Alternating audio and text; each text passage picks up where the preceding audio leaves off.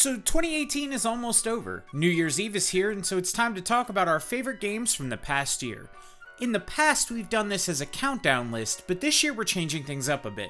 Instead of trying to rank them, we picked a favorite from each genre. So without further ado, I'm Colton for MMOHuts.com, and here's our Best of 2018 showcase.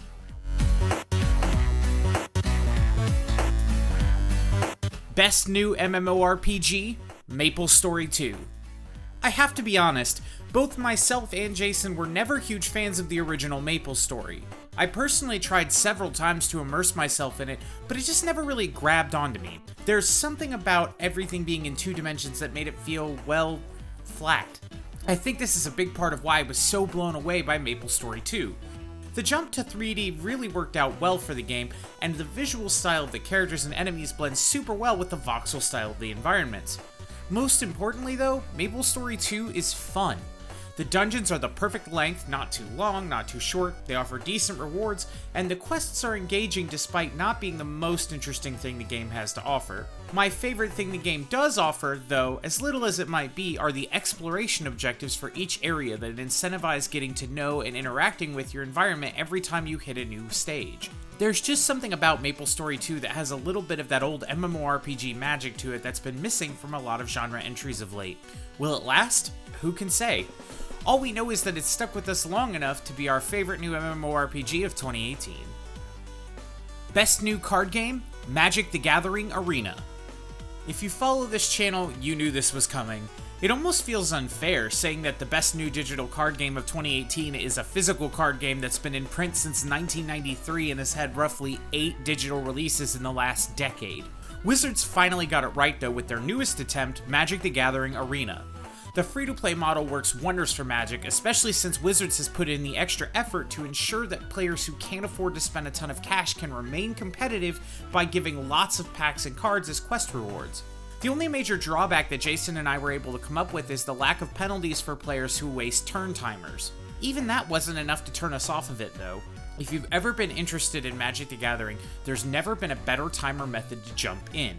Magic has always been the king of physical card games, and with this release, it looks poised to take its rightful place as the king of digital card games too. If you're new and you're worried about the idea of building your own decks, don't worry, our Top Deck Tutors series here on this channel is here to help you construct a deck that'll get you viable right away. Best New Battle Royale, Realm Royale. This was a hard genre to call, but we had to give it to Realm Royale. There's something to be said for how hard and how fast the game has grown and evolved. What began as an additional mode in Paladins has become its own game with its own character designs and mechanics that offers something truly different in the overcrowded Battle Royale genre. Class-based gameplay, abilities as equipment, and of course the forges which can be used to upgrade items at the risk of giving up your position, all add a ton to a genre that falls prey to its formulaic nature more often than not.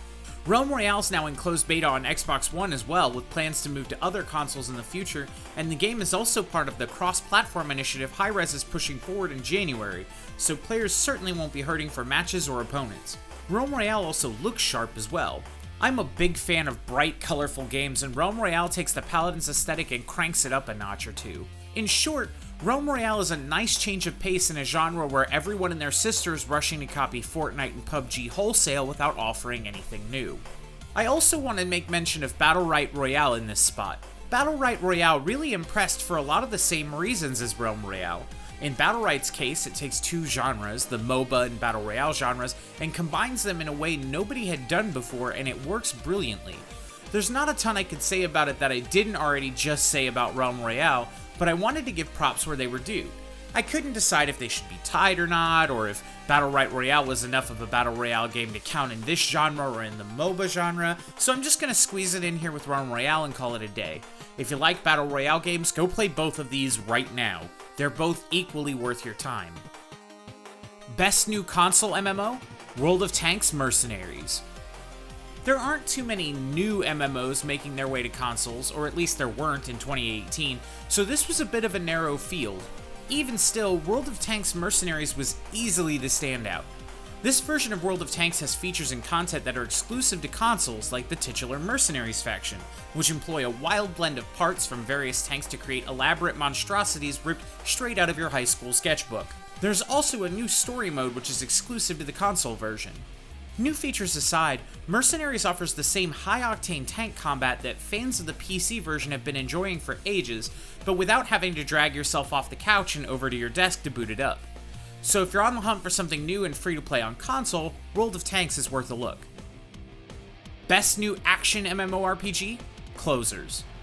So it's important to note here that I'm using action MMO to refer to the Dungeon Fighter Online style beat-em-up genre and not the traditional action RPG genre that games like Path of Exile fall into. With that in mind, Closers is, in our opinion, easily the best of this year's offerings. As I said in my original first look, this is arcade beat-em-up action done to near perfection. Back then, in the game's alpha, I praised the combat system but was incredibly harsh on its decision to include a mobile game-style stamina system to govern gameplay. Part of the reason Closers takes this spot, despite that, is because of how well its developers have listened to fan feedback. The stamina system was removed when fans were vocal about it detracting from the game, and that's not the only major change that's been made. Plenty of new characters have been introduced alongside new stages and events that give players tons of new things to see and try. There's also a companion anime, so if you're into anime, that's a bonus as well. Best new MOBA? Heavy Metal Machines. This was another narrow field as genres go, but we had to give it to Heavy Metal Machines. In a genre that's overcrowded with games trying too hard to be League of Legends or Dota, it's nice to see a developer try something radically different, even if it means bringing back a decades-old Super Nintendo racing game to do it. Widely considered by our staff to be a spiritual successor to rock and roll racing, Heavy Metal Machines offers an insane blend of weapon-based car combat, racing, and football.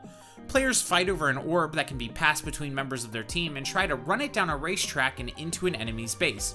Tracks are littered with traps and enemy cars are loaded with powers to try to stop you. It's fast, frantic, and most importantly, it's fun.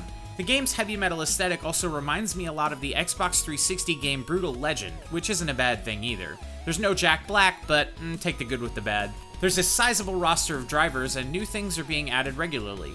If you're a fan of MOBAs and racing games, or if you're just in the mood for something different, Heavy Metal Machines is for you. Well, that's all for our Best of 2018 Spotlight. Let us know what your favorite new games were down in the comments below. Make sure you subscribe and keep it locked on MMOHuts.com for all the latest gaming news and reviews.